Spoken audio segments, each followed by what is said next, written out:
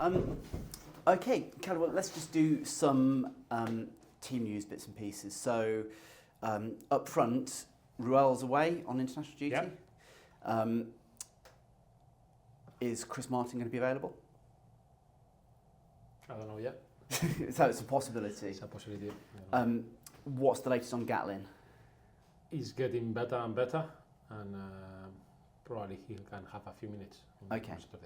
But again, you're going to have to be very careful given the injury and all the rest of it. Which I guess what I'm trying to get to is it gives you some interesting decisions to make up. Yeah, there are a few players that they are nearly the age of to play some minutes.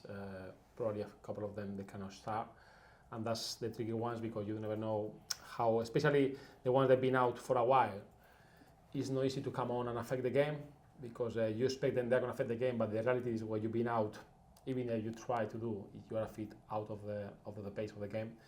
So we have to be conscious of that and try to pick the right moments to bring them on.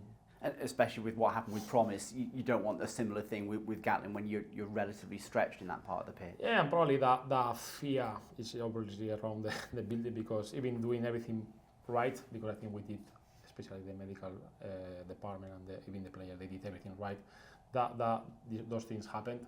I think you have to get mad about that and don't now to overprotect players, but obviously that was something that you don't want to feel because especially because of the players, especially because of the team, you don't want players to be injured again.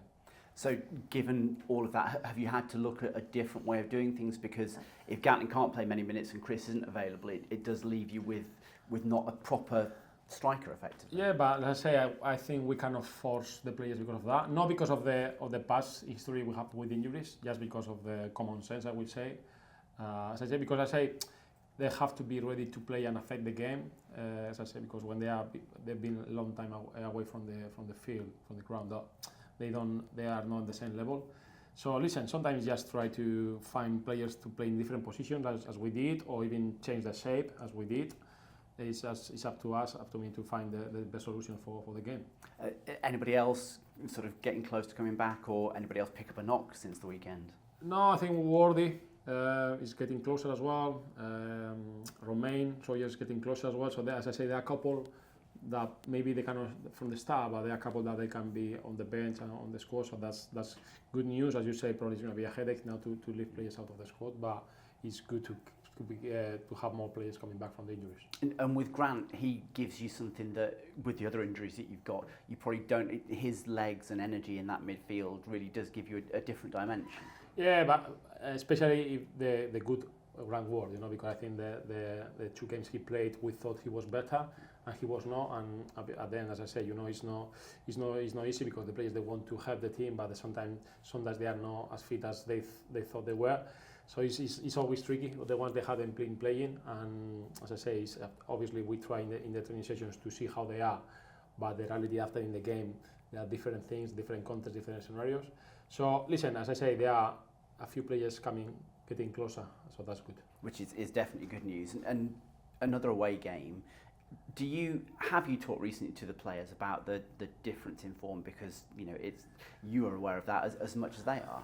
Yeah, as I say, it's not, I would say, something common in the division. Obviously with us, I think it's been a bigger difference, and obviously we try to change that, we try to talk about that.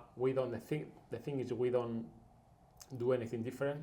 During the week, we train the same way, we try to prepare the game the same way, the meetings are the same way, the way we try to pick the team is the same, the way we approach the game is the same, but still it's not working, it's not happening. So obviously it's something that is still not there, and obviously it's up to us to find that. And listen, to be fair, I think last game was probably something different in terms of what was really bad, because I wanted the previous one against Shrewsbury, I think was much better. Even though we didn't win, I think we're much closer to the team I would like to see away from home. So I think we are more closer to that version. I think we have a better chance. Yeah. So do you keep trying different things until you find something that works, or do you sort of think this is the way I think will work eventually, so I'll just keep going until it does? No, I think it's a mix. As I say, I cannot be naive enough to say you do always the same things, you're going to have probably the same results. So yes, I try to do something different without getting crazy, because I think, as I say, I think the process it was there until last game. There was a lot of things happening for me, but I thought the process was good against Shrewsbury. For me was better, even as we didn't win the game, but still I could see that. So it was more about that, trying to frame the game the same way we did against them. Because I would imagine the important thing is that it can't get in the players' heads. The record will be there, but they can't go out into any away game thinking, "Oh, we're not at the men. We're going to struggle here." Yeah, I mean, as I say, the players they know that. They're clever enough to see that the away form is not the same, and that we have to change something. And the most of the times it's just the mentality, because at the end, the only difference you say, obviously, yes, it's different when you play in a different ground. Even the grass is different. The size is different, so you are more used to that. That's why usually you win more games at home than away in all the divisions in the world. But still, probably that the main effect is more the crowd and the energy they give us, and then is how we can get that energy from ourselves. How we can find that energy inside of us.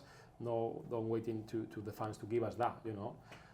So that's why we're in there. Yeah, and so this weekend specifically, obviously, Crawley, a team that are very much battling and struggling in that bottom four. It's a great opportunity to try and put a little bit more distance between you and them, and try and get to that sort of safety target, whatever it ends up being, as quickly as possible, and just release the pressure off everyone. Yeah, but listen, I don't think it's going to change that much. I think if we win, we will be for me, we will still be there. If we draw, we'll still be there, and if we lose, we'll still be there. I said that last 2 months, and I keep saying that. Even last week, when we have a gap of 9 points, I was still thinking that we were in the same situation. Obviously, as many points, the better. But I will say that we're going to stay there, unfortunately, until then. So I have to be ready for that. Yeah, and that's probably the right way to approach it psychologically. Do you have any sense? Do you look at sort of points and think, you know what, if we get to this number, then that will probably be okay? No, because I think now is the next game. The next game, try to get a 3, and if not 1, and if not, wait for the next one. But because it's like, okay, let's see 46. Then you rise to 46, and then you relax, and all of a sudden you need more. If that happens, then trust me, you are dead. Yeah. You are dead. So I don't want to say certain numbers, because, as I say, it can be really, really bad. You get them, okay, or let's say 55, then I get it. But that, the people say 46, 49. Listen, I don't know. The maximum we can get on Saturday, the better. Fair enough. And just finally on Crawley, they've had quite an interesting season with different managers and all the rest of it. What are you expecting from them as a team? Well, I think they were a team that they were really, really in possession based. I think the last games they changed a little bit that. I think they're becoming a bit more direct than before. But still, obviously, you can see if something coming to my mind about Crawley, is a team that want to play from the back, and they try to be, good in possession. So, listen, as well as with the save, they've been as well changing, because probably as we are in a situation that you have to try to change these things because they are not working. So we have to expect anything in terms of save, anything in terms of the way they're going to try to play. Because I say, when you are down there, you have to find a solution. I can imagine the manager, tracking here, try to get the best of the team, and sometimes you have to do something different. So I think we have to be ready for any change that can happen, because maybe it's going to happen.